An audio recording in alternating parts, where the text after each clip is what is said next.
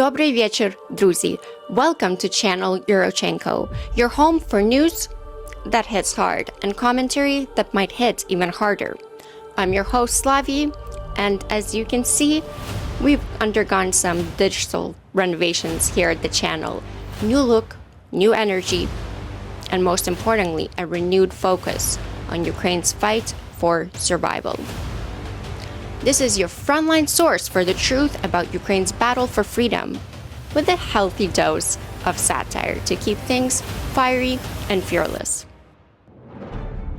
Why satire, you ask? Well, because sometimes the only way to make sense of Russian hypocrisy is to laugh at it. And let's face it, when the guy escalating a war cries foul over defense, you either cry or you crack a joke. And we choose the jokes. Tonight's episode is packed, so here's what we'll be diving into. Ukraine's bold, long-range strikes inside Russia that sent the Kremlin into a meltdown. The Biden administration's baffling heads-up announcement strategy, because nothing says stealth like sharing your plans with the whole world. Putin's latest escalation, featuring first ever intercontinental ballistic missile strike. It's like he's playing "How much worse can I be" game. And spoiler, he's winning. The leaked blueprint of Putin's terrifying plan to dismantle Ukraine entirely, and how it spells disaster for Europe and America as well. And finally, Trump's potential wildcard role in Ukraine's future. Will he make the deal of a lifetime and secure his legacy as the ultimate dealmaker? Or will he hand Putin the biggest win yet and step an L on his own forehead and be the very loser he claims not to be? But before we get into it, do me a quick favor. Smash that like button, subscribe, and ring the bell so you never miss an update. Oh, and drop a comment below. Tell us what you think about tonight's stories, but please, keep it civil. We've already got enough chaos in the world going on. Thank you.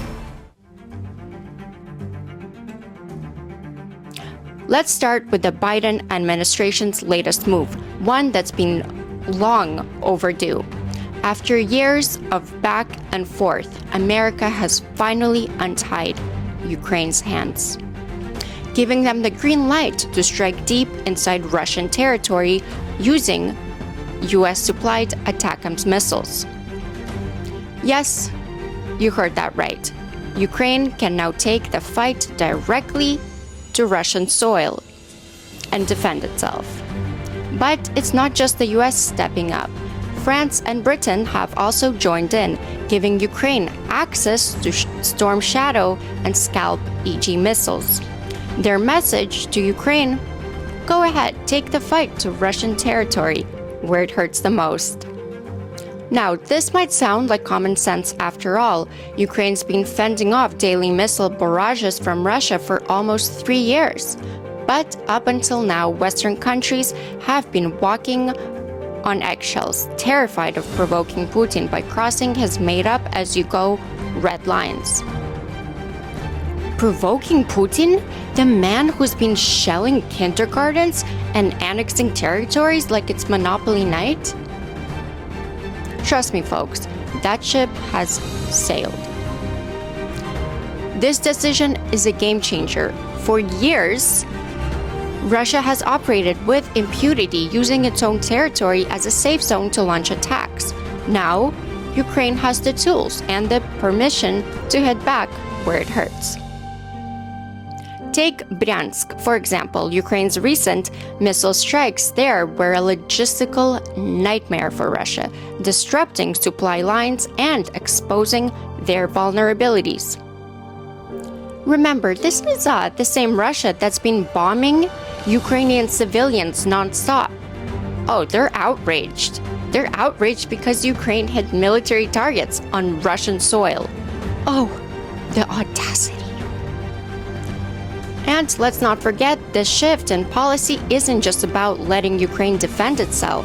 It's about the West finally showing Putin that his threats aren't working if nuclear fear-mongering was his ace card, well, it's starting to look like he's out of aces.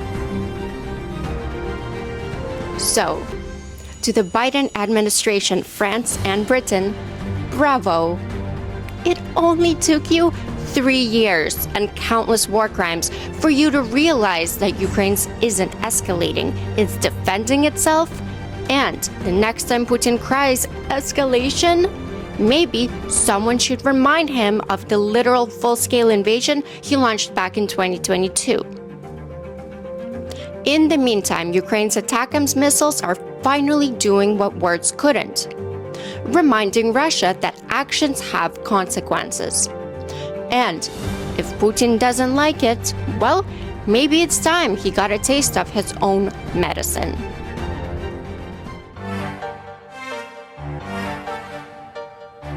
Speaking of escalation, let's talk about the Biden administration's latest genius move. Last week, Washington finally gave Ukraine the green light to use long-range missiles inside Russia. A bold decision, right? Except they announced it ahead of any strikes in Russia. Who does that? Imagine planning a surprise attack and then sending your enemy a save the date. Dear Russia, please RSVP by 3 p.m. for your incoming missiles. It's like organizing a bank heist and handing the teller a detailed step-by-step on how you're going to rob the bank. Might as well. Сьогодні багато в медіа говорять про те, що ми отримали дозвіл на відповідні дії. Але удари завдають не словами. Такі речі не анонсують. Ракети самі за себе скажуть. Обов'язково. Слава Україні! Zelensky actually said, strikes are not carried out with words. These things are not announced. The missiles will speak for themselves. Translation: thanks for nothing, Biden. Predictably, Russia milked this announcement for all it was worth. Within hours, Putin was back on TV releasing his latest nuclear threat video. In it, he claimed that any attack on Russian territory using ATACMS missiles would be considered an attack by NATO. So, let me get this straight.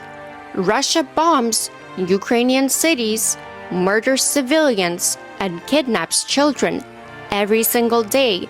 But if Ukraine strikes back at military targets, no less, it's suddenly NATO's fault. Come on, Vlad. This blame NATO shtick, it's getting old and annoying. But here's where things really took a turn. As soon as Putin's video hit the internet, the MAGA crowd on X, lovely place, they have gone mad. My feed looked like a dystopian movie. World War III is here. Biden is dragging us into nuclear war. This is all Ukraine's fault. Stop the aid. So, let's address this nonsense once and for all.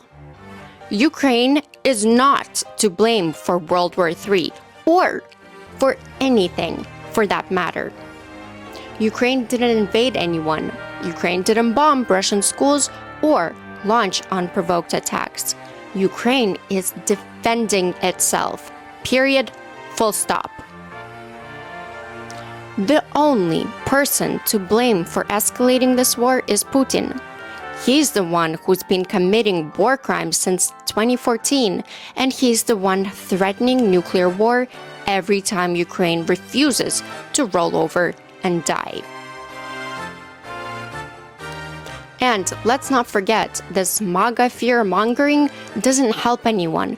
Not Ukraine, not America, and not even Trump. In fact, it helps the enemy, Russia. Think about it. Putin wants Americans to panic. He wants you to think supporting Ukraine will spark World War III. Why? Because fear weakens resolve. And the more Americans cry, "Stop the aid," the easier it gets for Putin to crush Ukraine. So, to anyone on X blaming Ukraine for defending itself, stop. You're not helping America. You're not helping Trump. You're helping Putin. And last time I checked, helping a dictator dismantle democracy wasn't exactly patriotic. The truth is simple. If Ukraine doesn't fight back, Putin wins. If Putin wins in Ukraine, he won't stop there. So maybe instead of freaking out every time Ukraine defends itself, maybe we should focus on who actually is to blame. And it's the guy who started this war in the first place. But hey, if you still think Biden's announcement was a mistake, we can actually agree on that. Just next time, maybe keep the heads-up strategy for party invites, not military strikes.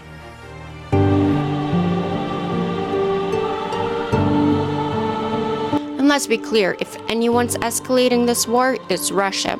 On November 21st, Moscow launched an intercontinental ballistic missile at Ukraine for the first time. That's right, Putin has officially entered his throw everything at the wall and see what sticks phase.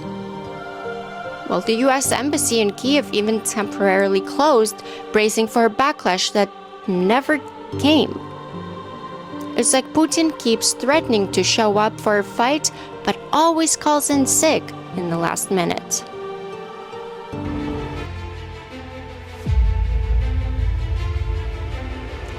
Let's talk about Putin's latest scheme.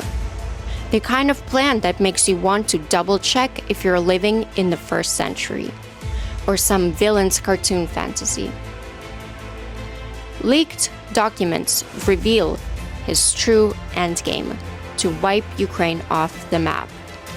Not just annex a few regions, but erase the country, its culture, and its people entirely. In the red on the map, annex the East and Crimea as new Russia. Orange area, he wants to turn the central regions, including Kyiv, into spineless puppet state of Russia. And the yellow area, carve up the West and toss it to Poland and Hungary, with Hungary's Viktor Orban most likely promised a piece of the loot. But this isn't just about land. This move brings Putin right up to NATO's doorstep. Because why stop at Ukraine when you can set the stage for your next conquest? Oh, and the cherry on top, Putin is apparently pitching this mess to Donald Trump. Yeah, as a peace deal. Yeah, that's a peace deal. Yeah, because nothing screams diplomacy like a genocide in a gift box. Here you go, Don. Just call it a win. Sell it as a truce, and let me finish dismantling democracy while you take the photo op. Subtle, Vlad, real subtle. Anyone who's ever said Ukraine should just give up some land for peace was dead wrong. You weren't just wrong, you were embarrassing yourself. This isn't about borders. This is about a genocide. And giving land to Putin doesn't end wars, it ends countries. And the stakes? Oh, they're massive.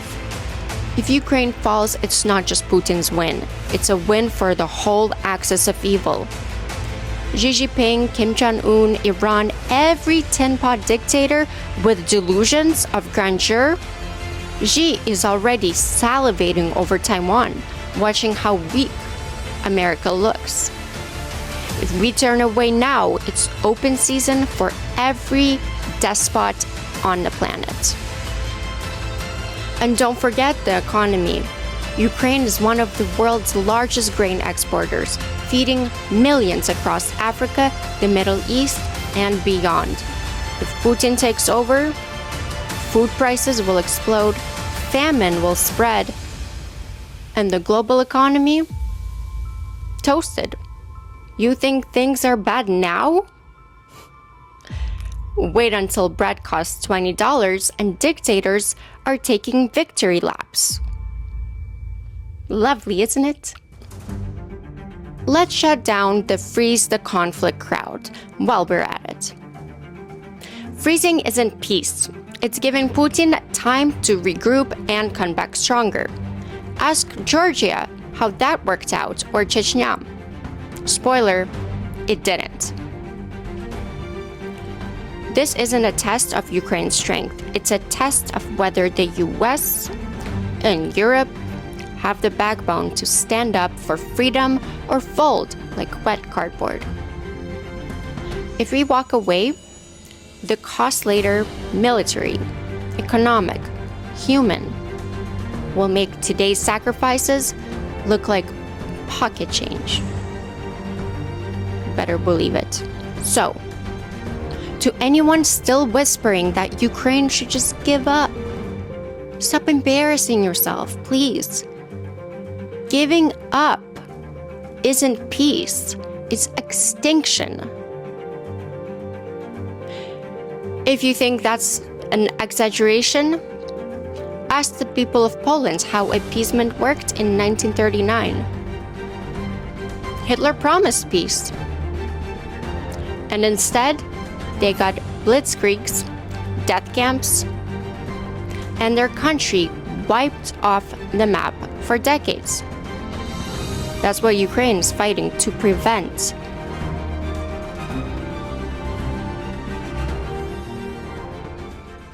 And now, the wild card, President-elect Donald Trump. He won the election, and with it, the power to shape the future of Ukraine, Europe, and frankly, the entire global order. No pressure, right? Now, let me give you my 2 cents. I don't think Trump will sell Ukraine off. Why?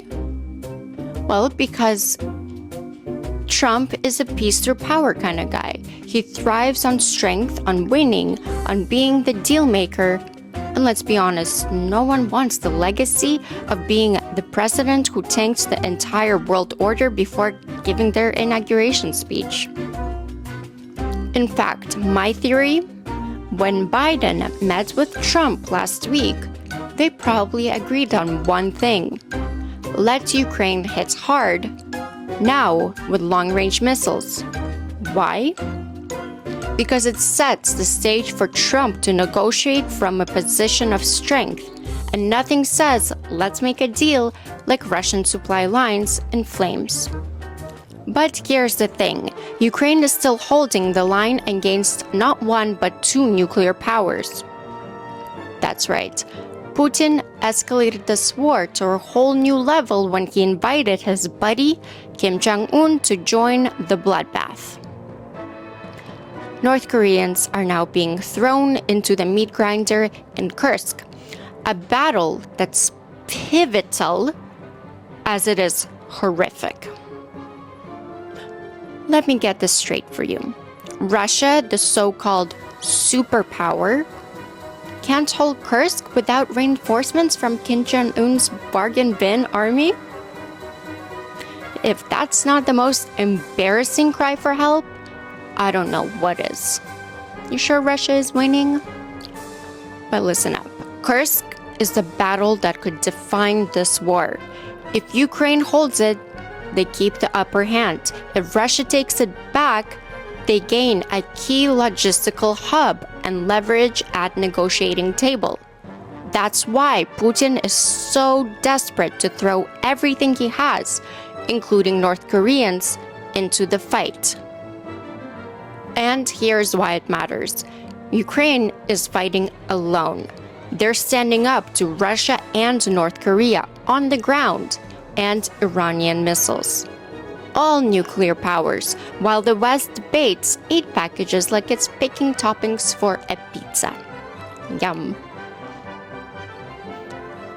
If Trump is serious about winning not just for America but for global stability, then keeping Ukraine strong in Kursk isn't just important, it's non-negotiable. Because losing Kursk doesn't just hurt Ukraine, it hurts Trump's ability to look strong. What if the US government cuts military funding to Ukraine? If they will cut, I think we will lose. Of course, anyway, we will stay, we will fight. We have our production, but it's not enough to prevail. And I think it's not enough to survive. But that will be, if such choice will be American choice, so we will decide what we will have to do. Supporting Ukraine now is not charity.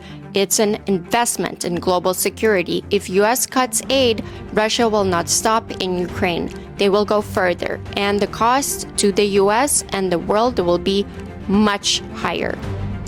Cutting aid doesn't save money or lives. It opens the door for chaos. If America steps back, Russia steps forward. And once Russia is done with Ukraine, do you really think they'll stop there? Moldova, the Baltics, take your pick. And let's not forget Xi Jinping. He's watching all this. If the US backs out now, Xi will see it as a flashing green light to invade Taiwan. America turning its back on Ukraine isn't just weakness, it's handing every dictator on the planet a golden ticket for a global purge of freedom. You guys watch The Purge, right? It's like that, but globally. Trump has a choice. He can be a deal maker who saves Ukraine, stabilizes the world, and walks away as the president who ended the war on his terms. Or he can let Putin and Kim Jong-un hand him a legacy of failure before he's even finished redecorating the Oval Office. And let's not pretend Trump doesn't understand the stakes. This is the same guy who's built his brand on strength. Peace through strength. Losing to Putin and his sidekick Kim is not a win. That's humiliation. The reality is simple. If Kursk falls, Ukraine weakens. If Ukraine weakens, Trump weakens. If Trump weakens, America's enemies, Putin, Kim, Xi, Iran, don't just win. They take over the game. So, here's hoping Trump sees through Putin's little ploy. Because the world doesn't need another deal that only benefits the bad guys. And the last thing Trump or anyone wants is to go down as the guy who let tyranny win. So, where does this leave us? Tonight, we covered the Biden administration finally untying Ukraine's hands to strike inside Russia. Putin's latest nuclear World War III fear-mongering psyop, and the MAGA meltdown over Ukraine defending itself. We exposed Putin's genocidal plans to dismantle Ukraine and the global stakes if the West turns its back. And we talked about Trump's pivotal role in Ukraine's future, the critical battle in Kursk, and the nightmare of fighting two nuclear powers at once. The bottom line? Ukraine isn't escalating this war, it's fighting for its life. The real escalation is Putin dragging in North Korea, threatening nuclear war, and pitching genocide as a peace deal. Russia's favorite weapons are nuclear threats, fear-mongering about World War III, and its undenying hypocrisy. But truth and decisive action hit harder every single time. And here at Channel Yarochenko, we're committed to bringing you the truth, unfiltered, unapologetic, and with just the right amount of satire and insults can keep it bearable. Together, we'll keep shining a light on Ukraine's fight, and one day we'll celebrate its victory. Until then, stay strong, stay informed, and always stand with Ukraine. If you like what you see and want to support the production costs of this channel, check out the links in the description box below. Every contribution helps us keep fighting the good fight, because as long as the truth needs a voice, we'll be here. Thank you for watching. Don't forget to like, comment, and subscribe. And as always, God bless America and Slava Ukraini!